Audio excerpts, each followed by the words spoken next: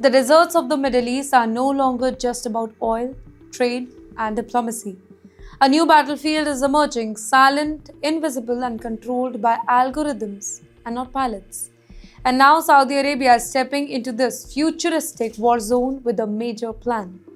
Well, the kingdom is exploring a deal for advanced AI powered drones from the United States. You're watching Times XP. It's me, Vidya 3, and let's talk about the secret talks that could change the regional power. Behind closed diplomatic doors, Saudi Arabia's official, they are reportedly holding discussions with an American tech defense company. Not a traditional weapons giant, by the way, not a decades old military contractor, but somebody who is fast rising artificial intelligence startup called AI Shield. And yes, what they are offering is not just a drone. It is a machine that can think, adapt, and fly almost completely on its own. Meet the drone that does not need human. The drone being discussed is called VBAT. Now, at first glance, it looks like a normal surveillance drone, but its real power lies inside its software, a system known as HiveMind. Now, this AI allows the drone to fly without any GPS. Can you imagine that? Without communication signal, without a human pilot controlling every moment. Yes, you heard that right. A drone that can navigate war zones even when electronic signals are jammed or cut off. And that is exactly why defense experts, they are paying very close attention. We are talking about a drone that can watch, and that too for hours. The VBAT is designed mainly for intelligence gathering and surveillance mission. It can take off from ship, it can monitor large ocean area, and it can stay in the air for nearly 13 hours at a stretch. 13 hours. In modern warfare, information is powerful, right?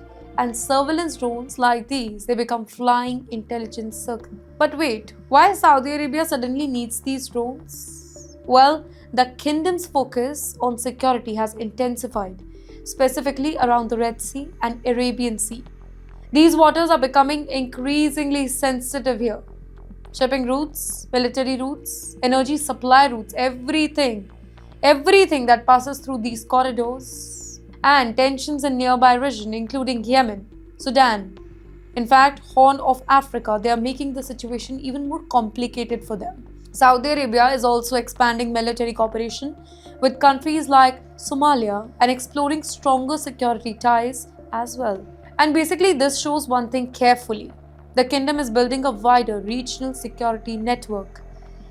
In fact, the security race is not just about distant conflict. No, they are not. They are also growing strategic disagreement within the Gulf alliances. Reports say that Saudi Arabia has already taken aggressive action against suspected weapon movement linked to rival interest in Yemen. Now, that signals how sensitive and competitive regional security calculations have really become. And yes, another even more powerful drone on the horizon is there, that is Shield AI.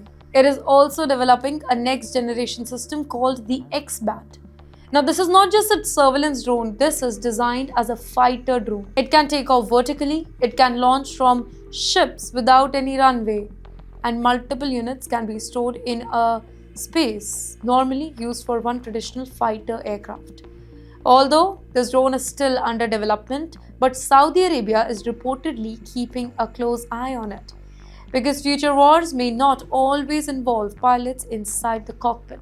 And this is also the evidence of the new US-Saudi relationship. Military cooperation between Washington and Riyadh have been accelerating rapidly.